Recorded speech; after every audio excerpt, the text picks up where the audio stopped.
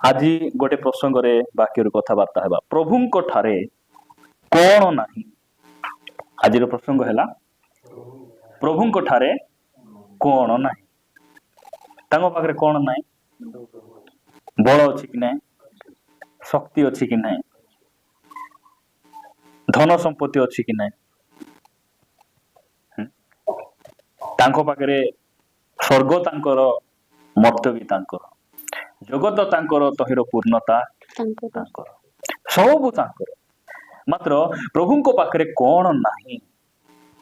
एटा आमे बाकी अल्प समय कथबार्ता है। मु 5टा विषय कहबी जोटा कि प्रभु को पाखे नहीं। सेटा कौन नहीं सेटा आपण माने मो सहित पढ़बे। पुरातन नियम गोटे वाक्य पढ़ा मलाखी पुस्तक को आसतु। पुरातन नियम शेष पुस्तक मलाखी 3 अध्याय 6 पद पढ़। 3 अध्याय 6 पद। कारण आम्भे सदा प्रभु, कारण आम्भे की प्रभु? सदा प्रभु। सदा प्रभु, सादा प्रभु नहीं है। प्रभु 2 प्रकार, गोटे है सदा प्रभु, आउ जड़े होउछंती सादा। जड़े हेले सदा प्रभु, आउ गोटे सादा प्रभु। सदा प्रभु बोले किए? जे मनुष्य को तैयारी करे। और सादा बोले किए? मनुष्य जाकू तैयारी करिछि सेटा होछि साधारण। से कथा कहि पारबो नै, चाली पारबो नै, उठी पारबो नै, काकू धरी पारबो नै। ताकू जदि भलरे रखबार अछि बोले ताकू मेको फेको मारले आका से बैलेंस रे रहइबो, नले पड़ी मिसा जीवो। सदा प्रभु जे हमकु तैयारी कले से सदा प्रभु अटंती। एट लिखा जाउछि कारण आम्भे सदा प्रभु, हमर परिवर्तन नाही। परिवर्तन नाही। प्रभु को पाखरे कोन नाही? तांको पाखरे परिवर्तन नाही। एटा मन रखबार अछि। प्रभु केबे बदलबे नाही। कोंतु हमर प्रभु बदलबे नाही। हमर प्रभु बदलबे। मोर प्रभु केबे परिवर्तन हेबे नाही।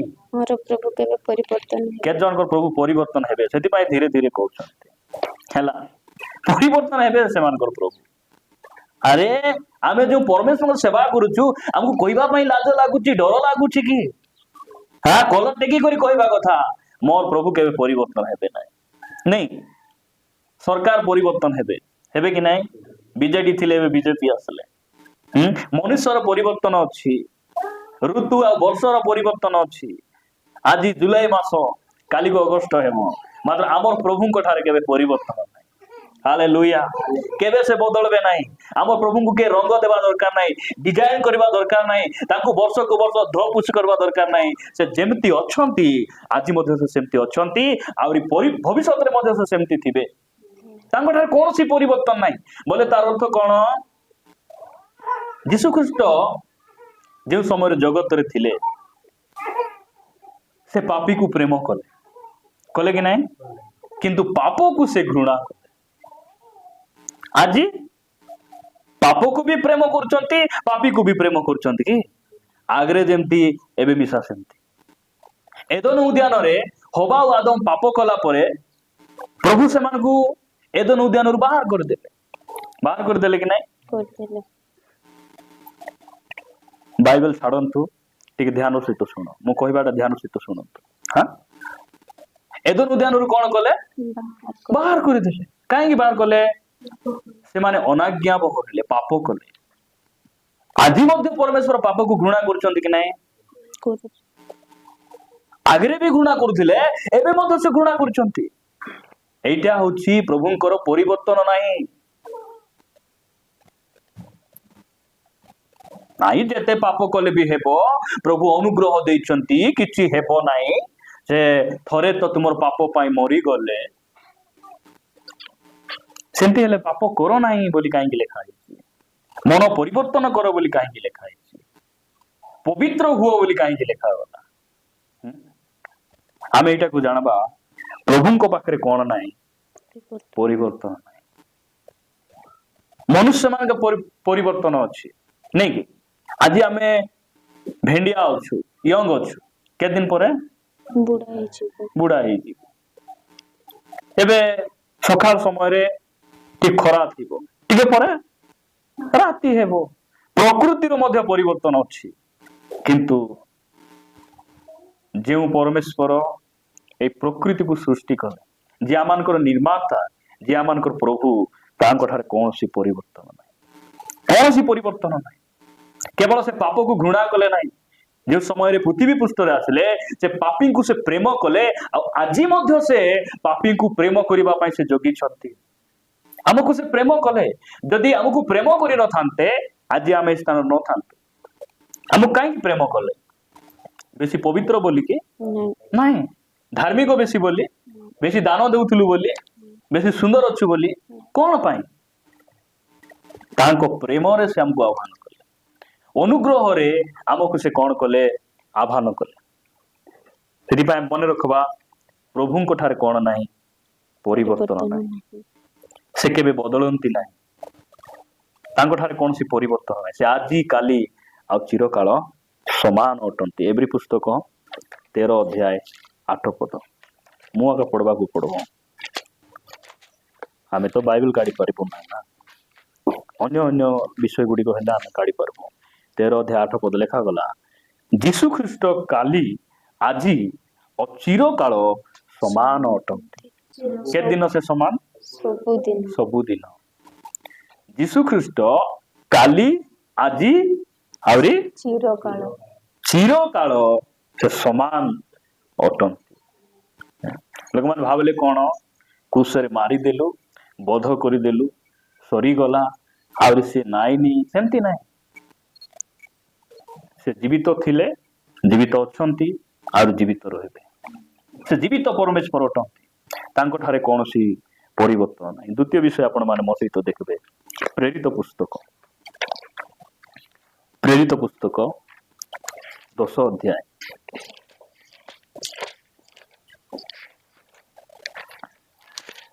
प्रेरित 10 अध्याय 34 पद लेखा गला सेथिरे पितर मुख फिटाई कहिले ईश्वर जे मुखापेक्षा करंती नहीं प्रभु को पाखरे कौन नहीं मुखापेक्षा नहीं मुखापेक्षा बोले कौन भेदभाव नहीं कि मुखापेक्षा बोले जाकू बोले कुचंदी ताको पत्र रे जे सुना मुदी पिंदी आइबो धड़ा पोशाक पिंदी आइबो बूट सूट पिंदी आइबो ताकू लोक मान कोन करबे बसबा को चेयर पकाई देबे कोनटा पकाई देबे तुमे चौकी रे बसो बंधु आउरी जदी गोटे मलिन वस्त्र पिंदी गोटे भिखारी गोटे आसले ताकू कोन करबे तुमे तळे बसो लोक मान को पाखरे मुखापेक्षा अछि भेदभाव अछि आमर परमेश्वर ठारे मुखापेक्षा नहीं मुखापेक्षा नहीं प्रिय भाई भणी माने आपण जहन लिखित सुसमाचार 6 अध्याय को आसीबे 6 अध्याय मु आपण मान को निमंते पढुची 37 पद लेखा जाए पिता जे समस्त को मते दान करंती से माने मो निकट को आसीबे आ जे मो निकट को आसे ताहा को मु कोनोसी प्रकारे बाहर करी देबी नहीं प्रभु को निकट जे भी आसले से कौन करती ग्रहण करती कौन सी प्रकार से बाहर कर देबे नहीं आपण अन्य स्थान देखिबे भेदभाव अछि स्कूल मान कर लेखा जाइतिबो कोन बो लेखा जाइतिबो भेदभाव शून्य अंचल कि अंचल भेदभाव शून्य अंचल मात्र गोटे वीडियो अनेक दिन तले भाइरल हेतिला गोटे पिला छोट जातिर पिला पानी जाई किना से छुई किना पानी पीला बोली टीचर माने की माड भारत राष्ट्रपति पूर्वतन राष्ट्रपति रामनाथ कोविंद से जेते बेले मंदिर को गले से राष्ट्रपति हला परे तांकर जो मानव थिला देबा पई गले तांकु मंदिर भितरे पोसा हला नहीं तांकु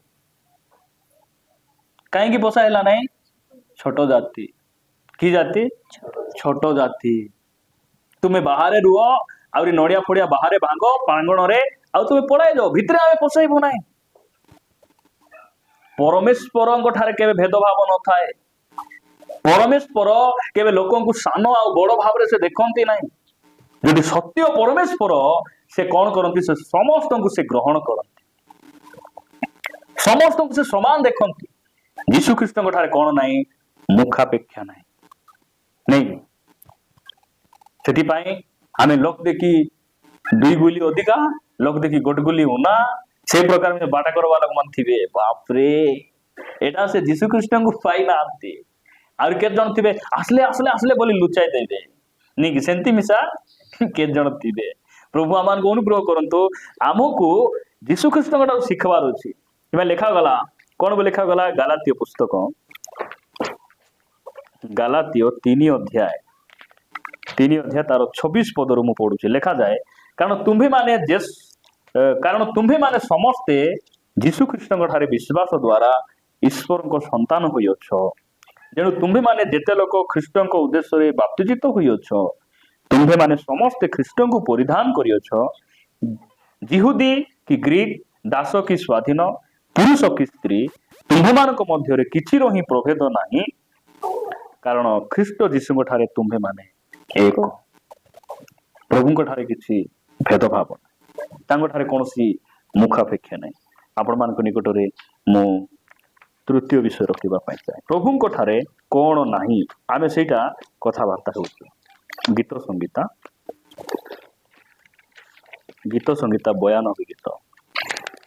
92 ଗୀତ 15 ପଦ ଲେଖାଯାଏ ତ ଦ୍ୱାରା ସଦା ପ୍ରଭୁ ଯେ ଯଥାର୍ଥିକ ଏହା ପ୍ରକାଶିତ ହେବ ସେ ମୋହର ଶୈଳ ଓ ତାହାଙ୍କ ଠାରେ କୌଣସି ଅଧର୍ମ ନାହିଁ ପ୍ରଭୁଙ୍କ ଠାରେ କଣ ନାହିଁ ଅଧର୍ମ ନାହିଁ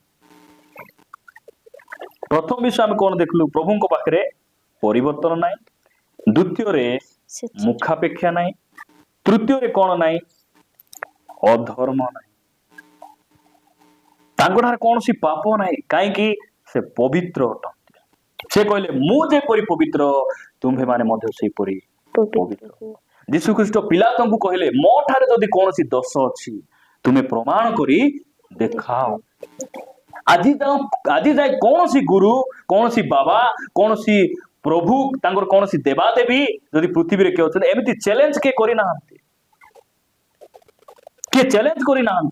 ମୋର ପାଖରେ କୌଣସି ଦୋଷ ଅଛି ପ୍ରମାଣ କରି ଦେଖାଅ କିଏ ଦେଖାଇ ପାରିଲେ ନାହିଁ ସେଥିପାଇଁ ପିଲା ତ ହାତ ଧୋଇଦେଲେ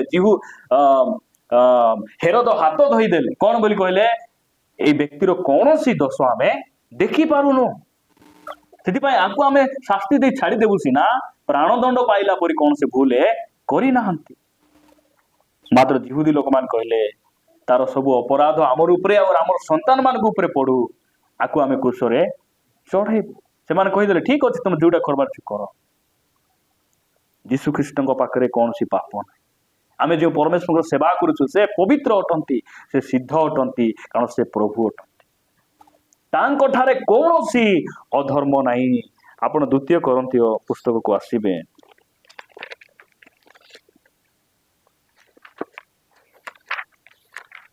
2 କରନ୍ଥୀୟ 5 ଅଧ୍ୟାୟ 21 ପଦ ଲେଖାଯାଏ ଯାହାଙ୍କ ଠାରେ ପାପର ଲେଶ ମାତ୍ର ନଥିଲା ତାହାଙ୍କୁ ସେ ଆମ୍ଭମାନଙ୍କ ନିମନ୍ତେ ପାପ ସ୍ୱରୂପ କଲେ ଯେପରି ଆମ୍ଭେମାନେ ତାହାଙ୍କ ଦ୍ୱାରା ଈଶ୍ୱରଙ୍କର ଧାର୍ମିକତା ସ୍ୱରୂପ ହେଉ ତାଙ୍କ ଠାରେ କଣ ନଥିଲା ପାପର ଲେଶ ନଥିଲା ଗୋଟେ ପାପର ଦାଗ ମଧ୍ୟ ଯୀଶୁ ଖ୍ରୀଷ୍ଟଙ୍କ ପାଖରେ ନଥିଲା କେହି ପ୍ରମାଣ ଦେଖାଇ ପାରିଲେ ନାହିଁ ସେ ଆମ ପାଇଁ ସେ କଣ ହେଲେ ପାପୀ ମାନଙ୍କ ମଧ୍ୟରେ ସେ ଗଣାଗଲେ ମୁଁ ଚତୁର୍ଥ ବିଷୟ ଆପଣମାନଙ୍କ ନିକଟରେ ରଖିବି ଲୁକ ଲିଖିତ ସୁସମାଚାର 18 ଅଧ୍ୟାୟ ଲୁକ ଲିଖିତ ସୁସମାଚାର 18 ଅଧ୍ୟାୟ ବାହାର କରନ୍ତୁ 18 ଅଧ୍ୟାୟ 27 ପଦ 18 ଅଧ୍ୟାୟ 27 ପଦ କଣ ବୋଲି ଲେଖାଗଲା କିନ୍ତୁ ସେ କହିଲେ ଯାହା ମନୁଷ୍ୟର ଅସାଧ୍ୟ ତାହା ଈଶ୍ୱରଙ୍କ ସାଧ୍ୟ ବୋଲେ ପ୍ରଭୁଙ୍କ ପାଖରେ କଣ ନାହିଁ ଅସମ୍ଭବ ବୋଲବାଟା କିଛି ନାହିଁ ପ୍ରଭୁଙ୍କ ପାଖରେ କଣ ନାହିଁ ଅସମ୍ଭବ ବୋଲବାଟା କିଛି ସେଥିପାଇଁ ଆଦି ପୁସ୍ତକ 17 ଅଧ୍ୟାୟରେ ଅବ୍ରାହମକୁ କହିଲେ 99 ବର୍ଷ ବୟସରେ ସେ କହିଲେ ଆମ୍ଭେ ସର୍ବଶକ୍ତିମାନ ଆମେ କଣ କରିବୁ ତୁମ ଔରସରେ ପୁତ୍ର ସନ୍ତାନ ଆମେ ଦେବୁ 100 ବର୍ଷ ବୟସରେ 99 ବର୍ଷ ବୟସରେ କେହି ମଧ୍ୟ ପୁଅ ଝିଅ ଜନ୍ମ କରିବାଟା ଏଟା ସମ୍ଭବ ନାହିଁ ମାତ୍ର ସେ କହୁଛନ୍ତି ଆମ ଠାରେ କୌଣସି ଅସମ୍ଭବ ନାହିଁ। ପ୍ରଭୁଙ୍କ ପାଖରେ କଣ ନାହିଁ? ଅସମ୍ଭବ। ଗୋଟେ ଅନାଥ ଲୋକକୁ ମଧ୍ୟ ସେ 127ଟି ପ୍ରଦେଶର ରାଣୀ ସେ କରିପାରନ୍ତି। 20 ଟଙ୍କାରେ ଯାହାକୁ ବିକ୍ରି କରିଦିଆଗଲା ତାକୁ ମଧ୍ୟ ସେ ଦେଶର ପ୍ରଧାନମନ୍ତ୍ରୀ କରିପାରନ୍ତି। ସିଂହ ଗର୍ଦ୍ଦରେ ଯାହାକୁ ପକେଇଦେଲେ ମଧ୍ୟ ସେ ସିଂହ ମାନଙ୍କର ମୁଖ ବନ୍ଦ କରି ପାରନ୍ତି। ଅଗ୍ନି ଅଗ୍ନି ଅଗ୍ନି ଗଦାରେ ନାଇଁ କି କୋଉଠି ସେଟା ଅଗ୍ନିକୁଣ୍ଡ ନାଇଁ କି ଅଗ୍ନିକୁଣ୍ଡରେ ଯାହାକୁ ପକାଇ ଦେବେ ସେଇ ନିଆଁ ମଧ୍ୟ ତାଙ୍କର ଦେହରେ ଯେମିତି ନ ବାଜିବ ସେ ସେଟା କରିପାରନ୍ତି। ସମୁଦ୍ରରେ କେମିତି ଯିବୁ ବୋଲିଲା ବେଳେ ସେ ସମୁଦ୍ର ରାସ୍ତା ମଧ୍ୟ କରିପାରନ୍ତି। 4 ଦିନର ମଢାକୁ ମଧ୍ୟ ସେ ଉଠାଇ ପାରନ୍ତି। ତାହାଙ୍କ ଠାରେ କୌଣସି ବିଷୟ ସମ୍ଭବ ନାହିଁ, ଅସମ୍ଭବ ନାହିଁ। ଆମକୁ ଅସମ୍ଭବ ପରି ଲାଗୁଛି। ମରିୟମ କହିଲେ ମୁଁ ତ ପୁରୁଷକୁ ଜାଣି ନାହିଁ, ମୁଁ କେମିତି ମୁଇଁ ମା ହେଇପାରିବି? ସେ କହିଲେ ପବିତ୍ର ଆତ୍ମା ତୁମର ଭିତରେ ଆସିବେ ଆଉ ତୁମର ଜୀବନ ଯୋଉଟା ଅସମ୍ଭବ ସେଟା ସେ ସମ୍ଭବ କରିବେ। ସେଥିପାଇଁ ସେଇ ପ୍ରଭୁଙ୍କୁ ଆମେ ଧରିବାର ଅଛି, ସେଇ ପ୍ରଭୁଙ୍କୁ ଆମ ନିଜ ହୃଦୟକୁ ଡାକବାର ଅଛି। ପ୍ରଭୁ ମତେ ଏଇ କାମ ଅସମ୍ଭବ ଲାଗୁଛି, ମୁଁ ବଞ୍ଚିବା ପାଇଁ ମତେ କାମ ଗୋଟେ ଯୋଗାଅ, ରହିବା ପାଇଁ ଘର ଦିଅ, ପାପରୁ ମୁଁ ବାହାରି ଆସି ପାରୁନାହିଁ, ମୋ ଜୀବନ ସେଟା ଅସମ୍ଭବ ଲାଗୁଛି, କଣ କରିବି? ସେ କହୁଛନ୍ତି ମୁଁ ତୋ ସହିତ ରହି ତତେ ଯୋଉଟା ଅସମ୍ଭବ ସେଟା ମୁଁ ସମ୍ଭବ କରିବି। ଆମର ପ୍ରଭୁଙ୍କ ଠାରେ କୌଣସି ବିଷୟ ଅସମ୍ଭବ ନାହିଁ। ପଞ୍ଚମ ବିଷୟ ଆପଣ ମାନେ ମୋ ସହିତ ପଢିବେ ଗୀତ ସଂହିତା 24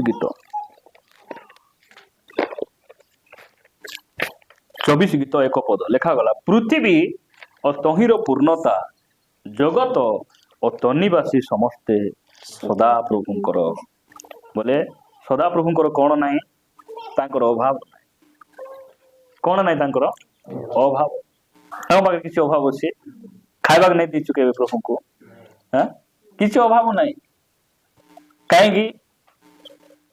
ଏ ପୃଥିବୀର ମାଲିକ ସେ, ଜଗତ ଆଉ ତହିଁର ପୂର୍ଣ୍ଣତା ସବୁ ତାହାଙ୍କର। ସେଥିପାଇଁ ପ୍ରେରିତ ପୁସ୍ତକରେ କଣ ବୋଲି ଲେଖା ଯାଉଛି ଆପଣ ପଢିବେ 17 ଅଧ୍ୟାୟ, ପ୍ରେରିତ 17 ଅଧ୍ୟାୟ ମୁଁ ଆପଣମାନଙ୍କୁ ନିମନ୍ତେ ପଢିଦେବି।